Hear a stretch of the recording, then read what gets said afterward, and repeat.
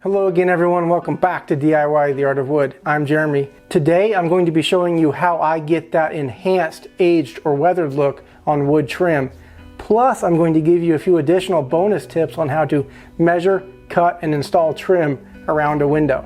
And the product that I'm going to be using for trim around this window here is this product right here. It's called Montana Ghost Wood. And the color of this particular style is Bannock Brown. It comes in a couple different profiles and colors. I'll leave a link in the description if you'd like to check it out for yourself. But what this product is, it's actually new wood that is processed by the manufacturer to look like worn, weathered barnwood. But I do an additional processing to it to make it look even more aged and more weathered, like the trim I used in the living room remodel project. And if you haven't had a chance to check that video out yet, click this link right here. In a previous video in this series, I showed you how to measure the trim that goes around a window like this. But keep in mind that method was specifically for doing the kind of trim install that I'm doing on this window. We aren't doing these perfectly mitered 45-degree corners like you see in a lot of windows. We're doing more of a kind of a rustic barn style where you have the overhang a little bit. And if you haven't had a chance to check that video out yet, go ahead and click this link right here. Okay, so in order to do that additional processing, I want to get all these pieces cut, including the vertical pieces, which I did not do in the previous video where I showed you how to measure that. And the reason for that is because I need to get all the pieces cut before I do the processing. It just works out a little bit better that way. You have all the pieces ready to go. I'll do the processing to get them that aged look, and then I'll install. And I'm going to show you a special tool that I use that acts like a second pair of hands in situations like this where you need to kind of put something up temporarily. And that's this right here. Now this probably looks pretty familiar to you. It's a finish nailer, but this is actually a pin nailer. It shoots 23 gauge nails. They're real teeny tiny, about the size of a needle. And it leaves a little tiny hole in whatever you're working on to where you can barely even see it. And what I like to do in situations like this is use it to temporarily put something up if I need to measure or mark something like that, and then I just remove it. And the great thing about it, using something like this on a product like this, is with the processing I do, even if there's a little teeny tiny hole, by the time I'm done processing it, that hole will just completely disappear. And hey, this is supposed to look like barnwood anyways. They usually have nail holes and everything else. So what I'm going to do next is temporarily install the bottom piece and the top piece. Then I'm going to measure for the verticals, go cut them, and then I'll show you that additional processing I do to this wood here to give it that really aged, worn, weathered look. So what I want to do here is set this in place, grab my level, and in case you haven't seen that video yet where I talk about how I measured these, basically the idea of what we're trying to do here is we want to bring the edge of the trim pretty much flush with the edge of the window here. That's basically to hide some paint and some things on it. I think it'll just look a little bit nicer. You could, if you wanted to, even bring it up a little bit, but I think I'm just going to have it kind of sit flush. Grab my tape measure. Now the way I measured these out is I'll have 5 inches extending past the edge of the window here. So I just need to get that in place.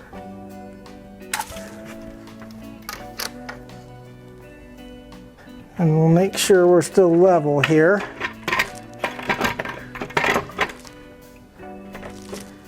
Which we are. I'll grab my pin nailer.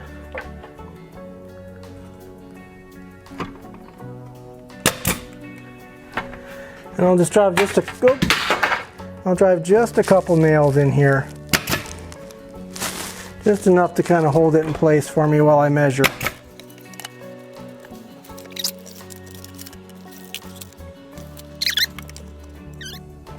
All right, there.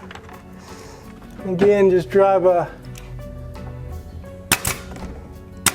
couple little nails in. And that will totally hold that for us to do this, what we're trying to do here. Just go ahead and double check that you've got everything level. You got all your measurements right. And then what I'm going to do is measure my distance here.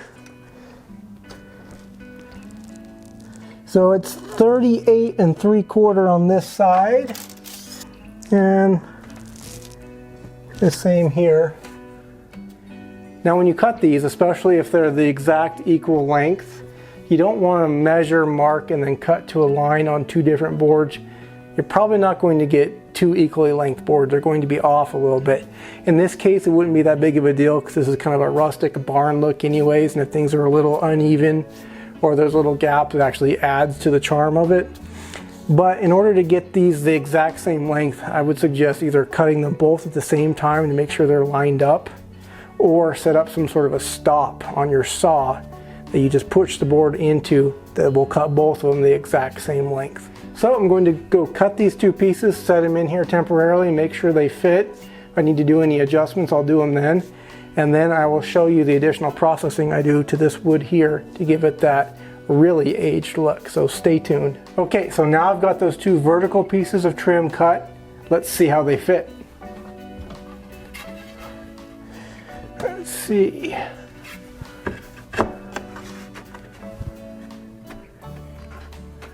That looks good there on that side. I think I want that knot hole to go this way. Can always make those adjustments later.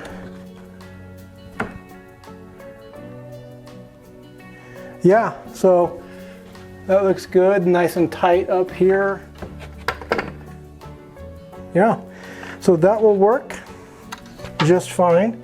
So this may give you a little bit better indication of what this style of wood trim design looks like if you haven't had a chance to check out that other video yet, which I highly recommend you do. Now that we have those pieces cut, now I'm going to show you that additional processing I do to this trim here to give it that enhanced aged weathered look. But we're going to need to take this outside because it's about to get very hot in here. Before we head outside, I want to give you one more little quick tip here. When you're pre-cutting window trim like this, it's a really good idea to take a Sharpie and on the back side of the trim, write what piece goes where. And that's especially helpful if you have to cut the pieces a little bit longer or shorter. For instance, if your window's a little bit out of square, when you go to put those back in later, you'll know exactly which one goes where. So the secret to this little trick for aging the wood, MAP gas, or propane if that's all you have. They work just about the same. MAP gas burns just a little bit hotter so you get through it quicker. But just follow along and I'll show you how it's done. It's a little windy out here tonight, so you just kind of, the idea is you just want to scorch it a little bit. Just keep the flame moving. Don't really dwell on any one area particularly long. And this is where it becomes a little bit of an art form because you never get the same thing twice. And you can choose to do certain areas darker than others, and it kind of gives it that just kind of worn, weathered look, slightly charred. I really like it. Maybe it's not for everyone. And one of the things I like to do too is just kind of give it a once over slightly. It kind of darkens the whole piece.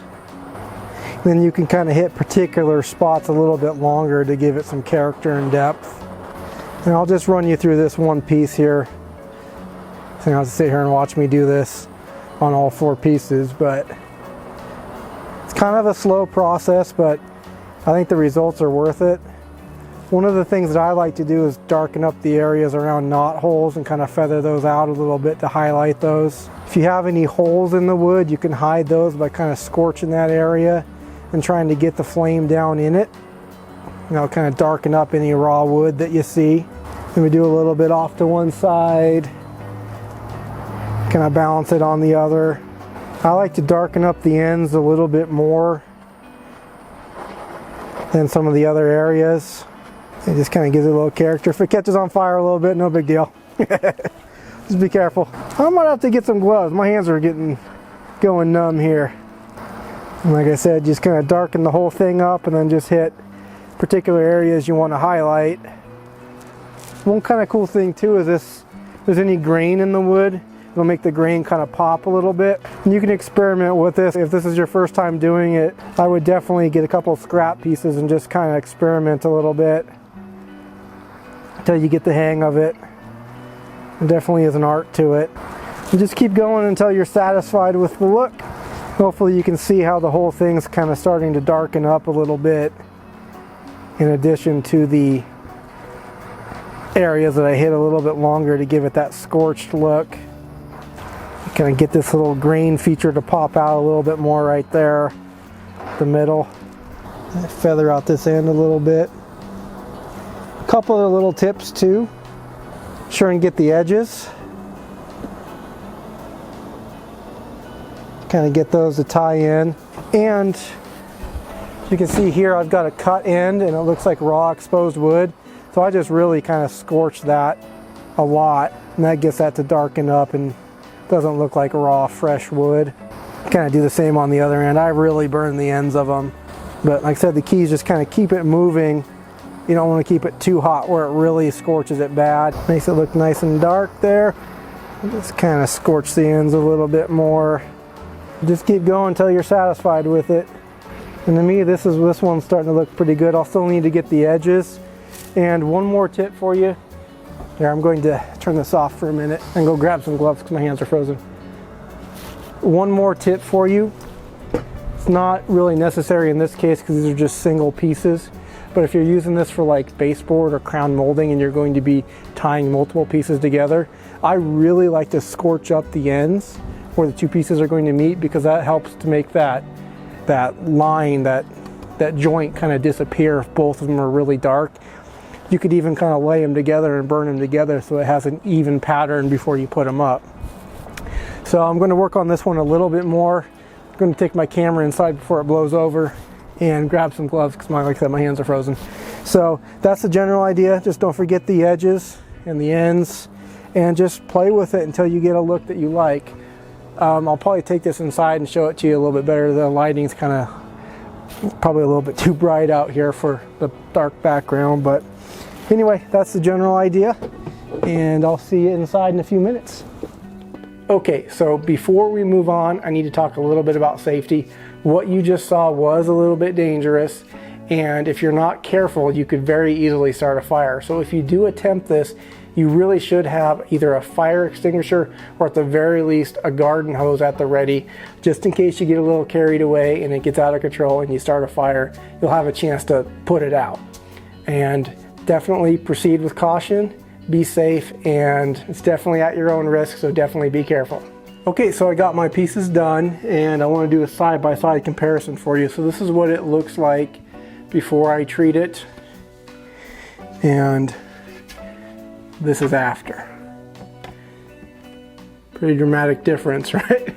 Now there's nothing wrong with leaving it the way it is if you like the way that looks. Just me personally, I think it has a little more depth and character when I kind of put the heat to it. So you might think that, okay, we're done, we can go ahead and install the window trim.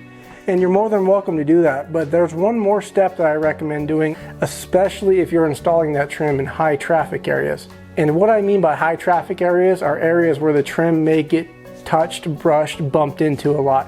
A window is a pretty good example of not an extremely high traffic area, but you got to consider that you're going to be opening and closing shades, opening and closing the window, maybe washing the window. So over time, you know, your trim is going to get bumped into, rubbed up against, and over time, some of this finish that you just worked on, some of the finish that was applied to it by the manufacturer may start to rub off. So what you'll want to do is protect it with something. Now for what we're doing here, I prefer to use something like this.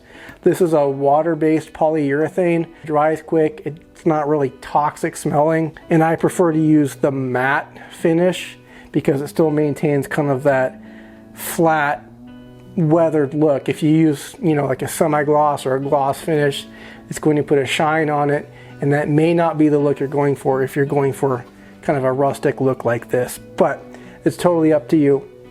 Now other high traffic areas that you'll want to consider putting some kind of a top coat or protective coating on it would be definitely baseboard, because you got to consider you're going to be vacuuming, sweeping, mopping, bumping into it. The dog rubs up against it, the kids kick it. Around doors would be another example of a high traffic area. If you're doing a chair rail or anywhere where you think, you know, there's going to be traffic walking by or bumping into it, If you want to put some sort of top coat or protective coating on all of it, that's totally up to you. I'm going to aim the camera up a little bit. So I started installing some of the feature wall pieces. Now I'm not putting any kind of a protective coating on this stuff, and I'm also not treating this stuff like what I'm doing for this window trim because, well, I think it looks fine the way it is for one, and it would probably take forever to do this much. So I'm not going to be doing that, but for something like this that's rarely going to be touched or bumped into, I'm not worried about it. I'm not going to put any kind of a top coat on that. You're more than welcome to put some kind of a protective coating on something like this if you like. I don't recommend it. I think it's overkill. Okay, I'll aim the camera back down. My stuttering and stammering is out of control. The manufacturer